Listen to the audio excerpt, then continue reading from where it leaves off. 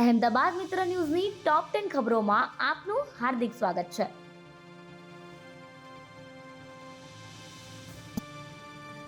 અમદાવાદ સિવિલમાં પહોંચી ભુવાએ વિધિ કરી.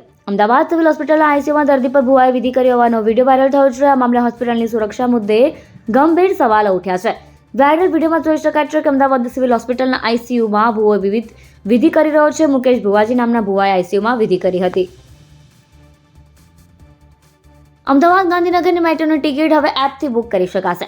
અમદાવાદ અને ગાંધીનગરમાં મેટ્રો ટ્રેનની શરૂઆત થયા બાદ વધુમાં વધુ મુસાફરો મેટ્રો ટ્રેનની સુવિધાનો લાભ મેળવી શકે તે માટે Gujarat metro rail corporation limited દ્વારા વ્યવસ્થા કરવામાં આવી રહી છે. મેટ્રો રેલવે સ્ટેશન પર મુસાફરોએ ટિકિટ લેવામાં ભીડનો સામનો ન કરવો પડે તે માટે હવે ઓનલાઈન ટિકિટ બુકિંગની પણ સુવિધા શરૂ કરવામાં આવી છે. મુસાફર ઘર બેઠા અમદાવાદ મેટ્રોની એપ પરથી ટિકિટ બુક કરી શકશે. જનરેટ થયેલી ટિકિટના આધારે જે તે રેલવે સ્ટેશન પર સ્કેન કરી આસાનીથી પ્રવેશ કરી શકાશે. બોગસ ડોક્ટરે સારવારના 6 લાખ લીધા. ઢીચણમાંથી પરો કાઢવાનું કહીને બોગસ ડોક્ટરો તેના આસિસ્ટન્ટ સાથે મળીને સિનિયર સિટીઝનના 6 લાખ રૂપિયા પડાવી દીધા હોવાનો કિસ્સો પ્રકાશમાં આવ્યો છે. એક વખત પરું કાઢવાના 6,000 રૂપિયા કહીને બોગસ ડોક્ટરે વેક્યુમ જેવા સાધનથી 153 વખત પરું બહાર કાઢ્યું હતું.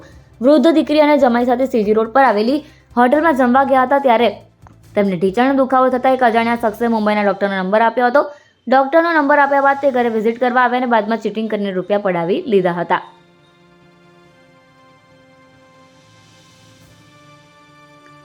₹20 લાખના એમડી ડ્રગ્સ સાથે ખેપિયાની ધરપકડ. તહેવાર આવતા ફરી એક વખત અમદાવાદ શહેરમાં ડ્રગ્સનો કારોબાર શરૂ થઈ ગયો છે અને ડ્રગ્સના સપ્લાયર વધી રહ્યા છે. એજન્સીઓ દ્વારા ગુનેગારોને પકડવા માટેના પ્રયાસો હાથ ધરવામાં આવી રહ્યા હતા ત્યારે સ્પેશિયલ ઓપરેશન ગ્રુપની ટીમે ઈશાનપુર બ્રિજ પાસેથી એક શખ્સને 20 લાખ રૂપિયાના એમડી ડ્રગ્સ સાથે ઝડપી લીધો છે.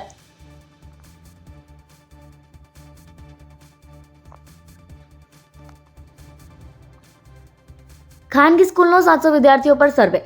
અમદાવાદની ખાનગી શાળા દ્વારા વિદ્યાર્થીઓના કેરિયર કાઉન્સેલિંગ બાબતે સર્વે કરવામાં આવ્યો હતો. એસજી હાઈવે નજીકની કોસ્મોસ સ્કૂલ દ્વારા 700 વિદ્યાર્થીઓ પર સર્વે કરવામાં આવ્યો હતો જેમાં 50% વિદ્યાર્થીઓ મળ્યા કે જેમને આગળ ઉચ્ચ અભ્યાસમાં શું કરવું તે અંગે અજાણ હતા. ઉપરાંત 20% એવા વિદ્યાર્થીઓ તેમના મિત્ર જે લાઇનમાં એટલે કે જ્યાં પ્રવેશ મેળવશે ત્યાં જશે તેવું તારણ સામે આવ્યું છે.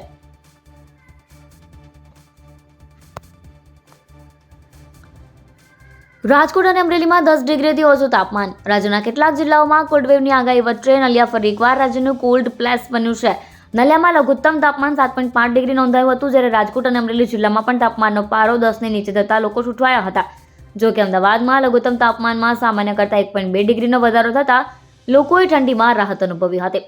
અમદાવાદમાં એક જ દિવસમાં લઘુત્તમ તાપમાનમાં 3 ડિગ્રીનો વધારો જોવા મળ્યો છે.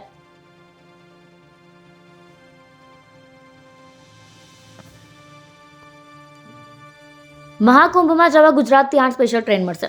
પશ્ચિમ રેલવે દ્વારા મહાકુંભ મેળા 2025ને લઈને મુસાફરોની સુવિધા માટે અને મુસાફરોના વધારાના ધસારાને સમાવવા માટે ઉધના, બલિયા, વલસાડ, દાનપુર, વાપી, ગયા, વિશ્વામિત્રી, બલિયા, સાબરમતી બનારસ વાયા ગાંધીનગર કેપિટલ, ડોક્ટર આંબેડકર નગર, બલિયા અને ભાવનગર ટર્મિનસ બનારસ સ્ટેશનો વચ્ચે સ્પેશિયલ ભાડા પર મહાકુંભ મેળાની 8 જોડી ટ્રેન દોડાવવાનો નિર્ણય કરવામાં આવ્યો છે. આ તમામ ટ્રેન 72 ટ્રીપથી લાખો લોકોને મહાકુંભ મેળામાં પહોંચાડશે.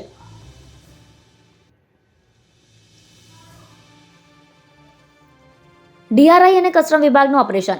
ડીઆરઆઈની ટીમે અમદાવાદ એરપોર્ટ પર 15 કિલો ગાંજા હાઇડ્રોપોનિક કેનાબિસ સાથે આંતરરાષ્ટ્રીય ડ્રગ માફિયાને ઝડપી પાડ્યા હતા જેની બજાર કિંમત અંદાજે 15 કરોડ થાય છે. ડીઆરઆઈ અમદાવાદ પ્રાદેશિક એકમના અધિકારીઓએ બેંકોકથી અમદાવાદ એરપોર્ટ પર આવેલા ભારતીય નાગરિકને અટકાવ્યો હતો. પેસેન્જરના સામાનની તપાસ કરતા 4 કાપડની થેલી મળી આવી હતી જેમાં 10 એરટાઇટ પોલિથીન પેકેટ હતા. આ પેકેટની અંદરથી 1 લીલો ગઠ્ઠા જેવો પદાર્થ મળી આવ્યો હતો.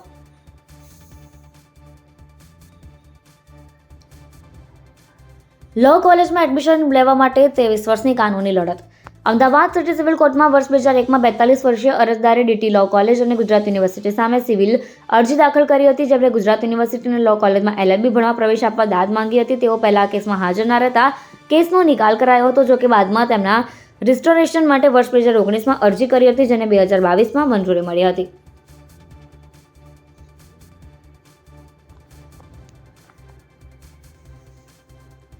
માતાએ દીકરીના પ્રેમીનું કાળસ કાઢવા સોપારી આપી.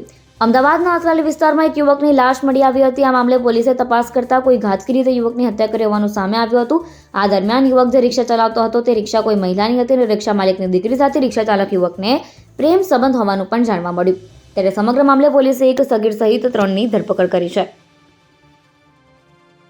અહેમદાબાદ મિત્ર ન્યૂઝની યુટ્યુબ ચેનલને સબસ્ક્રાઇબ કરો અને બેલ આઇકન જરૂરથી દબાવો, જેથી મહત્વના સમાચાર આપના સુધી જલ્દીથી પહોંચે.